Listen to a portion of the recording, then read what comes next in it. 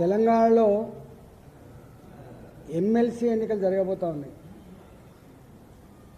ఆదిలాబాద్, నిజామాబాద్, మెదక్, కరీంనగర్ పాత ఉమ్మడి 4 జిల్లాల పరిధిలో మా టీచర్స్ ఎమ్మెల్సీ అభ్యర్థిగా మల్క కొమరయ్య గారు, అదేవిధంగా గ్రాడ్యుయేట్స్ నియోజకవర్గానికి భారతీయ జనతా పార్టీ అభ్యర్థిగా అంజిరెడ్డి గారు, ఖమ్మం, వరంగల్, నల్లగొండ జిల్లాలకు సంబంధించినటువంటి టీచర్స్ ఎమ్మెల్సీ అభ్యర్థిగా సర్వోత్తమ్ రెడ్డి గారు అధికారికంగా పార్టీ పక్షాన ఇవాళ బరిలో దింపడం జరిగింది. ఇప్పటికే గ్రామాన మండల కేంద్రాలుగా, మున్సిపాలిటీ కేంద్రాలుగా మా పార్టీ నాయకులు కానీ, గ్రాడ్యుయేట్స్ కానీ, టీచర్స్ కానీ ఎన్నికల రణరంగంలో దిగి ప్రచారం మొదలు పెడుతున్నటువంటి విషయం మీకు తెలుసు. ఇవాళ ఇక్కడ టీఆర్ఎస్ పార్టీ, ఇవాల్టి బీఆర్ఎస్ పార్టీ ప్రత్యక్షంగా పార్టీ పరంగా అభ్యర్థి నిలబెట్టలేకపోయింది. వీళ్ళు కాంగ్రెస్ పార్టీ కూడా స్పష్టంగా వీళ్ళు మా అభ్యర్థులని చెప్పి నిలిపే సాహసం చేయలే. ఎందుకంటే వీళ్ళు పట్టభద్రులు కాబట్టి, వీళ్ళు టీచర్లు కాబట్టి, సామాజిక దృక్పథం కలిగిన వాళ్ళు కాబట్టి, ప్రాపంచిక దృక్పథం ఉన్నవాళ్ళు కాబట్టి, వీళ్ళను ఎవరోపై ఇన్ఫ్లుయెన్స్ చేస్తే ఓట్లు వేసేవాళ్ళు కాదు కాబట్టి, స్వతంత్ర ఆలోచన కలిగి ఎవరిని ఎన్నుకుంటే, ఎవరికి ఓటు వేస్తే రేపు మా కోసం నిలబడతారు అనే ఆలోచన చేసి ఓట్లేసే సందర్భం వాళ్ళు కాబట్టి ఇవాళ భారతీయ జనతా పార్టీ టీచర్ల ట్రాన్స్ఫర్స్ అప్పుడు జోనల్గా విభజిస్తున్నప్పుడు, జిల్లాల వారీగా విభజిస్తున్నప్పుడు 317 జీవో తెస్తే దానికి వ్యతిరేకంగా కొట్లాడిన పార్టీ, బరిగీసి నిలిచిన పార్టీ భారతీయ జనతా పార్టీ అని చెప్పి స్పష్టంగా టీచర్లలో బలంగా ఉంది.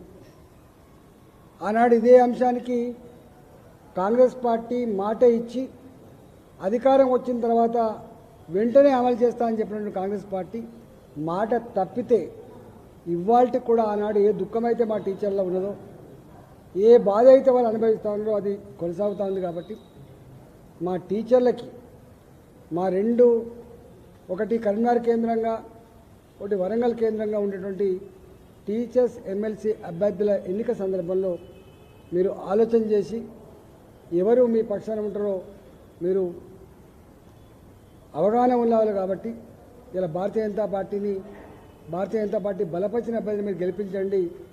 ఆ మీ ఆశీర్వాదంతో గెలిచిన ఎమ్మెల్సీలతో పాటుగా పార్టీ కూడా మీకు సంపూర్ణంగా అండ ఉండదని చెప్పి తెలియజేస్తా ఉన్నాను.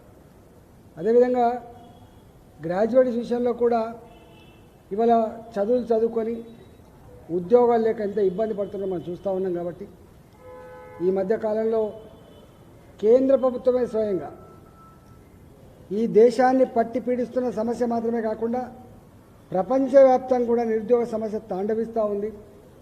అమెరికా లాంటి దేశమే ఆంక్షలు పెట్టే స్థాయికి వచ్చింది. మన పిల్లలు అక్కడ చదువుకుంటా ఉద్యోగాలు చేసే పరిస్థితి నిషేధించే సందర్భం వచ్చింది. ఇది అత్యంత గంభీరమైన సందర్భం. ఇది నిరుద్యోగ యువతను కనుక ఇట్లే వదిలిపెడితే, యువశక్తిని కనుక దేశ పురోగమనంలో వాడుకోకపోతే దేశం అభివృద్ధి చెందే ఆస్కారం లేదని చెప్పి భావించి 2024-25 బడ్జెట్లో 4 లక్షల కోట్ల రూపాయలు ఈ నిరుద్యోగ సమస్యను అడ్రస్ చేయడం కోసం బాజాప్తా బడ్జెట్లో పెట్టి చిన్న పరిశ్రమలు, మధ్య పరిశ్రమలు, చిన్న వ్యాపారులు, స్టార్టప్స్లలో జ్ఞానం కలిగి స్టార్టప్ పెట్టుకునే వాళ్ళు, కొత్త రంగాల్లో ఎంటర్ అయ్యే వాళ్ళు, ఇవాళ స్కిల్ డెవలప్మెంట్ సెంటర్ల తర్వాత ఉద్యోగం ఇచ్చే కంపెనీలకు మనం ఆర్థిక పరిపుష్టి అందించడం, అనేక రకాల ఒక్క మాట చెప్పాలంటే మొట్టమొదటిసారిగా మోడీ గారి ప్రభుత్వం నిరుద్యోగుల సమస్యను అడ్రస్ చేసే ప్రయత్నం చేస్తూ ఉంది. మొన్నటి బడ్జెట్లో కూడా మళ్ళీ బాజాప్తా అనేక రకాల స్కీములు ప్రకటించి ఉంది. అంటే భారతీయ జనతా పార్టీ నరేంద్ర మోడీ గారి నాయకత్వంలో కేంద్రంలో ఉన్న ప్రభుత్వం ప్రపంచవ్యాప్తంగా ఉన్న నిరుద్యోగ సమస్య చాలా భయంకరమైంది.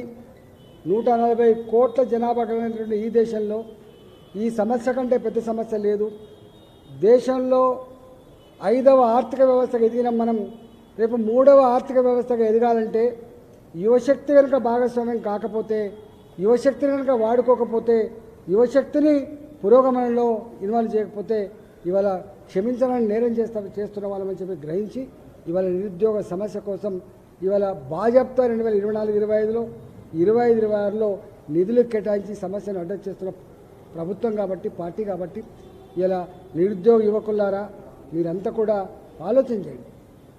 గతంలో టీఆర్ఎస్ పార్టీ ఏం మాటలు చెప్పింది, ఏం మోసం చేసిందో మీ కళ్ళ ముందు ఉన్నది. అందుకనే వాళ్ళకు మీ దగ్గరికి వచ్చి ఓట్లు అడిగేటువంటి ధైర్యం లేదు, వాళ్ళకి ముఖం లేదు వాళ్ళకి. కాంగ్రెస్ పార్టీ కూడా ఇవాళ సంవత్సర కాలంలోనే అన్ని వర్గాల చేత చీకొట్టించుకుంటున్న ప్రభుత్వం. గీ ప్రభుత్వం అని చెప్పి అనుకునే ప్రభుత్వం ఎంత ఇష్టంగా తెచ్చుకున్నావో అంత అసహించుకున్న సందర్భం కాబట్టి కాంగ్రెస్ పార్టీ నైజమైందో, కాంగ్రెస్ పార్టీ ఆలోచన ఏందో అర్థమైంది కాబట్టి ఇవాళ కాంగ్రెస్ పార్టీ మీద కూడా విముఖత ఉంది కాబట్టి ఇవాళ నేను మరి నిరుద్యోగ యువతకి పట్టభద్రులకు నేను వినమ్రంగా విజ్ఞప్తి చేస్తున్నా. అనేక రకాల ప్రలోభాలు పెడతారు, అనేక రకాల ఆశలు చూపే ప్రయత్నం చేస్తారు, అనేక రకాల ఒత్తిళ్లు పెంచే ప్రయత్నం చేస్తారు. స్వేచ్ఛగా నిజాయితీగా ఇవాళ పట్టభద్రుల నియోజకవర్గంలో భారతీయ జనతా పార్టీ అభ్యర్థిని గెలిపించాలని చెప్పి ఈ సందర్భంగా మేము విన్నవిస్తూ ఉన్నాం.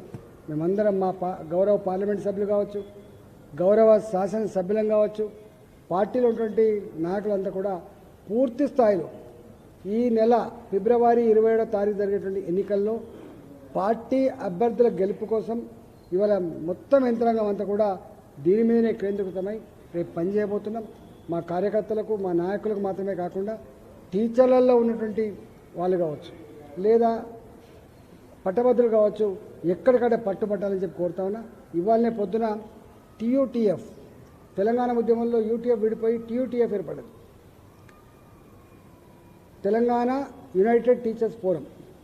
ఇవాళ నాకు పొద్దున లెటర్ ఇచ్చిండు, యునానిమస్గా మేము టీచర్స్ ఎమ్మెల్సీ అభ్యర్థులకి భారతీయ జనతా పార్టీకి సపోర్ట్ చేస్తామని చెప్పి ఒక వామపక్ష భావజాలం కలిగినటువంటి పార్టీ.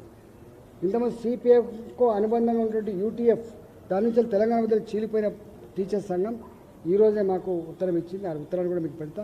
ఇవాళ ఇక్కడ మీరు ఒక్కడే గుర్తు, ఇవాళ రైటిస్ట్లా లెఫ్టిస్ట్లా కాకుండా ప్రజల కోసం ఆలోచించే వాళ్ళు ఎవరు, ఇవాళ టీచర్ల కోసం ఆలోచించే వాళ్ళు ఎవరు, పట్టభద్రుల కోసం ఆలోచించే వాళ్ళు ఎవరు ఆచితూచి అడుగులు వేయాలని ఇవాళ వినమ్రంగానే విజ్ఞప్తి చేస్తున్నాను.